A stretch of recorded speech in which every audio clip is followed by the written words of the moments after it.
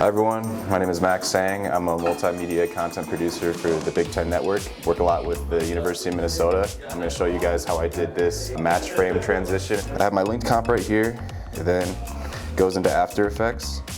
I started out with this shot with the University of Minnesota rowing decal, and I got a lot of clips before. So I wanted to match this frame with this frame, but as you can see, the clip was already upside down because that's how they hold the boat. So I basically went to After Effects, did my movement in here. Here's the original clip. So it's just me manually zooming in on the clip. But if we go into the main comp with all the movement, it was a little too close. So I wanted to zoom out real quick. So I have my keyframes right here. And to get really natural movements, I usually just change it to easy ease. So it's not a linear movement, it's more of a Bezier movement. So I had to zoom out for a bit, and then also rotate so it flips 180 degrees.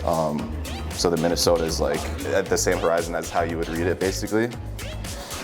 Then I added a little bit of acceleration to it, so it was more of a gradual rather than a linear rotation. And then go back to my Premiere Pro timeline, and since it's a linked composition, they'll already be linked on the timeline. So there we go, that's the clip. This is the original clip. Obviously it's not in frame, so I go usually one frame back so I can line it up. Turn the opacity down a bit and move the position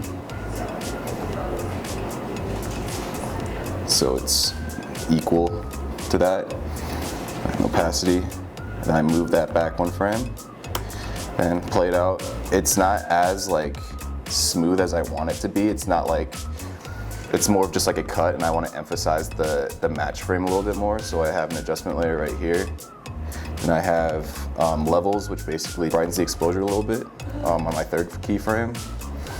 Then I have that 0 to whatever brightness you want, and then going back to 0. And then I also add a directional blur. Have my direction at 90 degrees.